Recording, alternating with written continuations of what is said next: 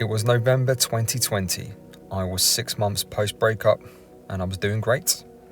I was working on myself, indulging in new hobbies, meeting new people, doing well at work. Hell, I was even dating someone new. As breakups go, it had been pretty easy so far. Then it hit me. It sent me back to day one of the breakup. Welcome back to the Love Fix, everybody. As always, it's Nick, doing my best to tell you the truth and cut through the bullshit so you can get through your breakup as easily as possible. If today's video isn't enough to get you through this horrible time, my details are below. You can reach out to me at thelovefix20@gmail.com for a one-to-one voice coaching session. So today's subject, we are discussing breakup relapse. And a breakup relapse is exactly that. You are 6 months into no contact, 9 months into no contact, 12 months even, and you wake up one day and you feel absolutely rotten. You're back to day one of the breakup. So today, I'm going to share with you my journey through breakup relapses. The walls of reality started to crumble. I woke up one morning feeling awful. It was the first time I truly felt the breakup. Barring one time when I moved into my new place, I had a little cry to myself. I was doing okay. My suppressed feelings had been stalking me for over 6 months, tracking my movements and hunting me down like a lion hunts its prey. For 6 months, I'd stayed ahead of my feelings by being ridiculously busy, training hard, meditating, journaling. I did everything I was meant to do, all except sitting with my feelings and letting them out. It hit me like a freight train. Enter unbelievable anxiety, panic, loneliness, rejection, and putting my ex so far on a pedestal I felt like a pet trying to please his master. For the first time since the breakup, I was not able to function. For the first time, I lost my appetite and I couldn't sleep. For the first time, I'm writing down messages I want to send to my ex. For the first time, I needed help. How the hell did I go from breezing through this breakup to being emotionally paralyzed? Well, it's quite simple. I had unknowingly suppressed my natural survival instincts and feelings so well, they reasserted themselves with a vengeance. We are programmed to go back to the place where we last felt safe. Our brains will take one final shot to get you to go back to that safe place by spiking your anxiety to horrible levels. Sadly, this was only the first of 5 breakup relapses for me.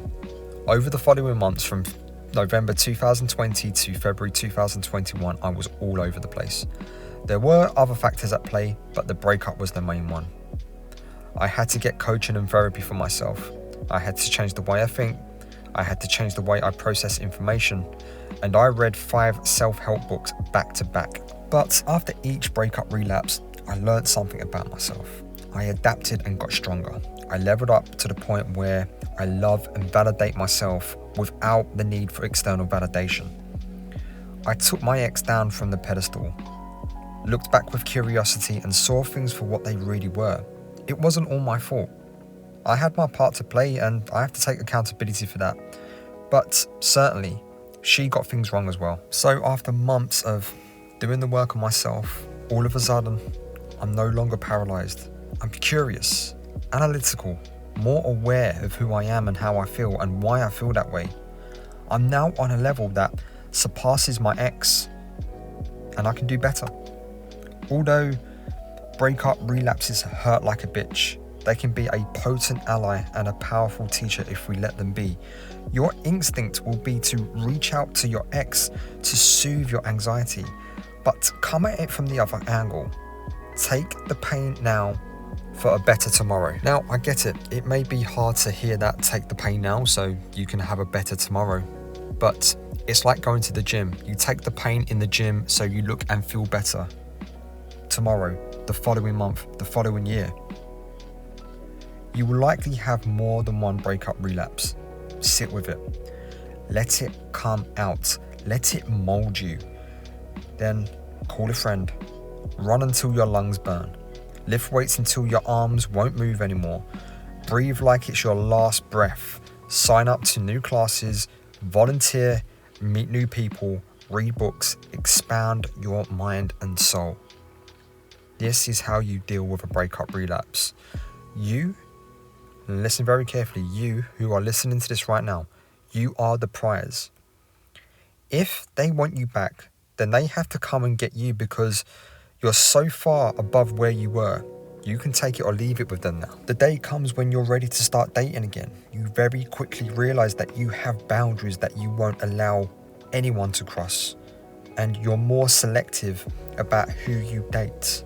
You're no longer prepared to take the low ball offer or second best. You love yourself so much by now. It's a case of, tell me why I should allow you into my life. So guys, that was my breakup relapse journey in a nutshell. And I'm yet to come across someone who I've coached that hasn't had breakup relapses. They will happen. Your brain will have a number of attempts to get you to go back to your ex because that's where you felt safe, and it's a natural survival mechanism, and it's okay to feel that way. It's gonna feel shit, but it's okay. How you respond makes the man or woman. How you respond makes the situation. How you respond is everything. How you learn to love yourself and how you learn to validate yourself after being rejected will make more of a statement about you than anything you can do in the gym or taking up new hobbies.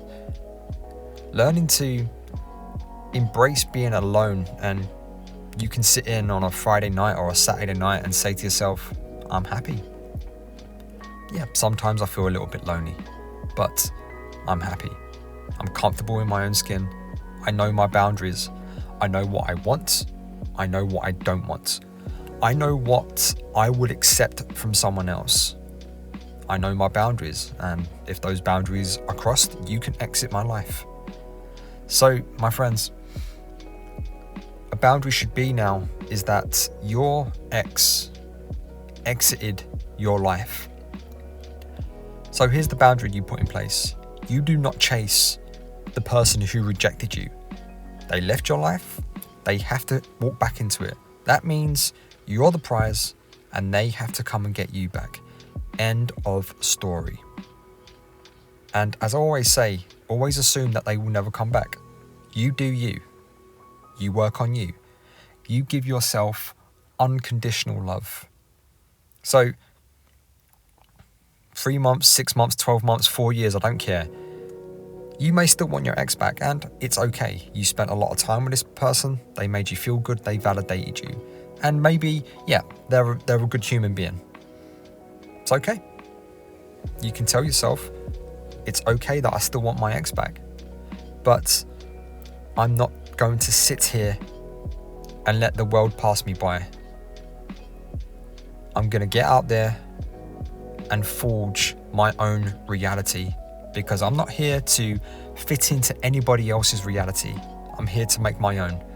So tear up the rule book and make your own rules. And that, my friends, is all I have for you today. I'll see you on the other side.